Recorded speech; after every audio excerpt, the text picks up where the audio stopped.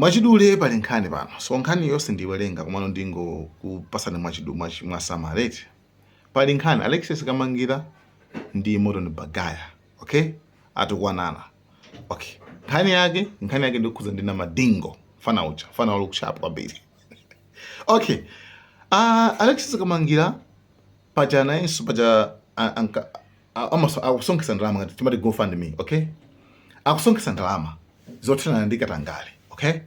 So anthu zapeza kuti namadingo mu 30 days, mu 3 days or not 30 days, masiku atatu wasonkesa ndalama yokwana 30 million, okay, masiku atatu okha basi 30 million. Ndiye uja Kamangira wanena kuti namadingo mukunenayo ndi wakatangale, ndi wausiru nayenso ndi wakatangale. Ine sindikusama kasunga ndalama zanuzo mwakuti you understand what I mean. So Morton Bagaya anazatenga ma screenshot amanje ndikuika page pake ndikuona kuti akulu tengani phunziro namadingo ogwisa ntchito strategy njira yabwino ta mukuona so aliyesa samaona so mene namadingo apangira. Koma inu Alexis Kamangira zomwe zoti njira mulibe strategy, methodology yanu so uzuka kuti zupita kuti nangatipanga, I mean you understand. Komanso mukatero so aliyese so munene una aliyese ndi wa corruption aliyese mukatero mwatu kana so Malawi musonkha ine mukuti izi mukupangazi zimene zikusokoneza pakufunika nthu strategy yabwino. Analangiza chonchete walangiza Akamangira acha kuti atenge phunziro pana madingo. Akamangira anapita ku page kwa Morton Bagaya kwati wanaso kuti wewe ndi wopusa kwambiri chanzeru chimona panga moyo mwakomo basi ndikutani kuchita banja ndi ndani then okay, I mean kugonana ndi Chinese, that's all akutero. Nde nkhanizo ndi zimenezozo inu mukona bwanji? Tsopano ine nkhani imene ndikuyionera yankho langa likhala mukankhani kamene ndimakonda bweleza ifa ndikufunikira kwambiri. 1, nkhani inaliyonena kuti fumu ina idalota, fumu inaliri fumu imadziwa making kalekalero making yalota mano onse nkamwa atatha atachoka. Nde idayitana anthu masulira mauto, nayitana mthu musi tabwera zandi masulira mauto.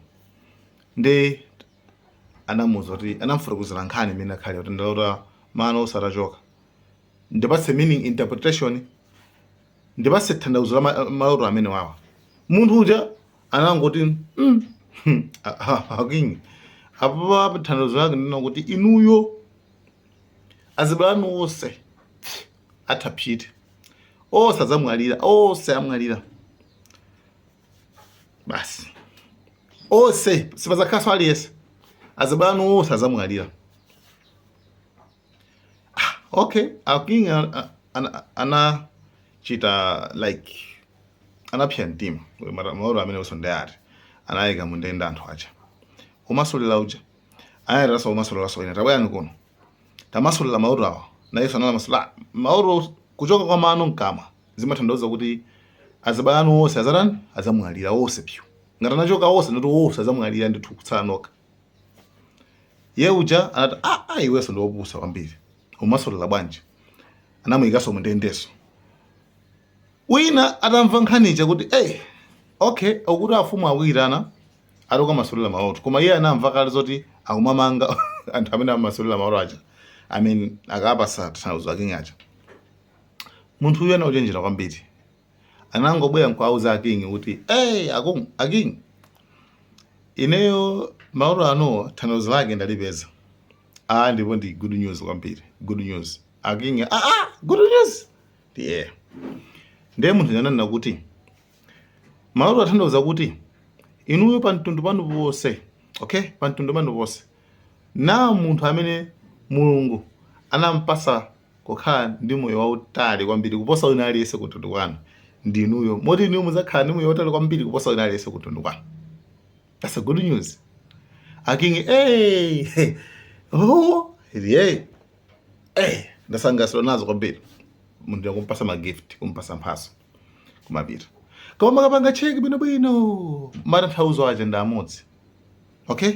chifukwa ngati wali moyo orale kuposa kuna aliyese pa family yakwawo sinzoti family pakwawo pa aliyese adzamwalira yazazani ye anthu aja nayankhula chilungamo koma no okay chinavuta apa ndi message kaperekedwe ka message ena chamati bad news ena chakuti good news okay koma message yo ndi imodzi. Alexis Kamangira aliyese atangofika kumene Alexis Kamangira aliyese ndithu timamukonda kwambiri aliyese amamukonda kwambiri. Why? Okay, I'm gonna tell you the reason. Chifukwa zoti katangati ku Malawi alipo ndizoonadi ndipo sakunama, you understand. Koma strategy imene amagwiritsa ntchito maybe ndimene ili ndi mavuto. So Morton Bagaya amathandauza strategy kuti njira imene mukuyuza apa I think sili bwino. Because imagine yeu chakamati ndisonkhe amene musonkhati niyo niyo ndi zisiru nino opusa Amalawi niyo musonkha mufune musafune kankhodo ka ujeni ka Alexis Kamangira ndi kamene kaka. No one bullies Kamangira. No one. You can't bully me. And you are going to contribute. Muberekatu ndalama inuyo. Amalawi mupanga contribute to this cause because I'm saving your asses. Yes. I'm saving your asses. Mukauza wazibusa anu. Amina unina uziyankhula bwino.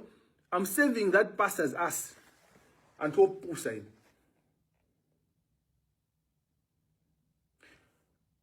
Mamudu kungozaza mamina basi. Ndi utuchi. Iwe wamisa. Iwe oso jojira inu. Ndinu osauka chonchi chifukwa cha anthu amene akubelani. Ambiri ndinu osauka. Ena sumaziwa. Ndikuuze ninu ambiri Malawi ndi anthu osauka. You're very poor. And one of the reasons many mapangira reactism zanu, how you behave, chifukwa cha umphawi. But majority of your problems, majority you are thinking capacity, kapangire kanu kazintu ndi umphawi. Some of us, Mungu anatidalisa kuti timaja for entertainment. Kuja kujaise it's time to eat. It's time to explore. It's time to experience different tastes and all those kind of things. Capacity, you should. You understand what I mean? Okay? Na madingo akuti guys, mutakuona strategy mana kwesa chino na madingo. Kutele. Maona? Osa kufuna ndalama. Kuti Amalawi asonke. Amalawi asonka uko sana asonke. Approach. How you approach the people matters. Ndiye agirba guys. So yes, Alexis Kamangira bobo akona chilungamo ndi bwino. Koma approach. Nangasali yeseso ndabena zobe zozo dali yeseso. Ali yeseso ndakatanga.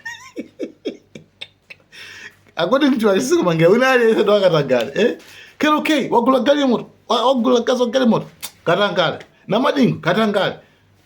You understand? Like everybody. Ali yes, paliba mananga promote. Ali yes katangale. Huh? So guys, thank you so much. Inuyo mukutibwanji. Inuyo mukenza banji. Inuyo pankani mkona banji.